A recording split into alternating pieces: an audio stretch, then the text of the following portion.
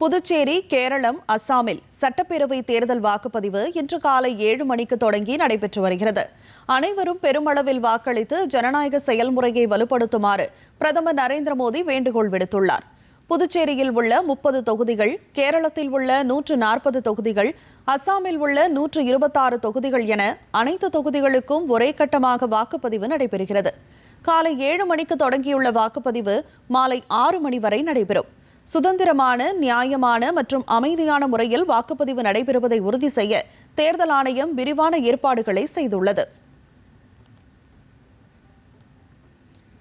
புதுச்சேரி சட்டப்பேரவை தேர்தலில் 294 வேட்பாளர்கள் போட்டியிடுகின்றனர். புதுச்சேரி முழுவதும் அமைக்கப்பட்டுள்ள 1099 வாக்குச்சாவடிகளில் 209 வாக்குச்சாவடிகள் பதற்றமானவையாகவும் 5 வாக்குச்சாவடிகள் மிக அதிக பதற்றமானவையாகவும் அடையாளம் காணப்பட்டுள்ளன. அமைதியான வாக்குப்பதிவை உறுதி செய்ய இந்த இடங்களில் நுண் பார்வையாளர்களுடன் கூடுதல் மத்திய ஆயுத காவல் படைகளும் பணியில் ஈடுபடுத்தப்பட்டுள்ளன.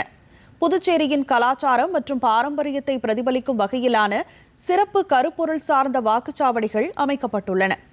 பெண்கள் மட்டுமே நிர்வகிக்கும் 30 பிங்க் வாக்குச்சாவடிகள், இளைஞர்கள் நிர்வகிக்கும் 15 வாக்குச்சாவடிகள் மற்றும் மாற்றுத்திறனாளிகள் மட்டுமே நிர்வகிக்கும் 2 வாக்குச்சாவடிகள் ஆகியவையும் அமைக்கப்பட்டுள்ளன.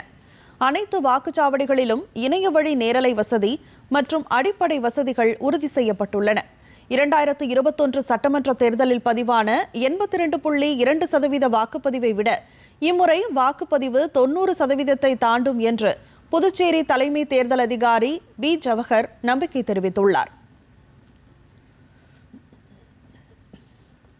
கேரளத்தில் தேர்தல் நடைபெற்று வரும் 140 சட்டப்பேரவை தொகுதிகளுக்கு மொத்தம் 883 வேட்பாளர்கள் களத்தில் உள்ளனர். இம்மாநிலத்தில் 2,71,00,000 வாக்காளர்கள் உள்ளனர்.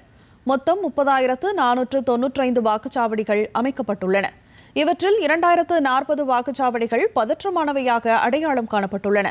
மாநிலம் முழுவதும் சுமார் 76,000 பாதுகாப்பு பணியாளர்கள் மற்றும் 160 கம்பெனி மத்திய படைகள் என பலத்த பாதுகாப்பு ஏற்பாடுகள் செய்யப்பட்டுள்ளன.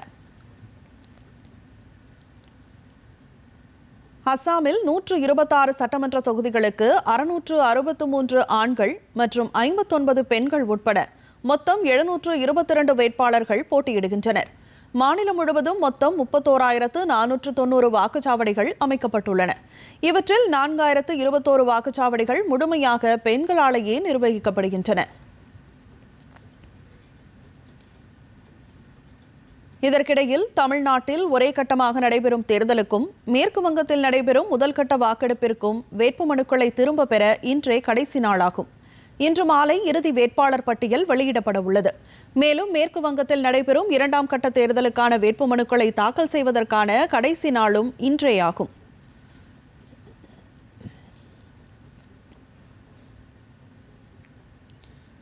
இதனிடையே அனைவரும் பெருமளவில் வாக்களித்து ஜனநாயக செயல்முறையை வலுப்படுத்துமாறு பிரதமர் நரேந்திர மோடி வேண்டுகோள் விடுத்துள்ளார்.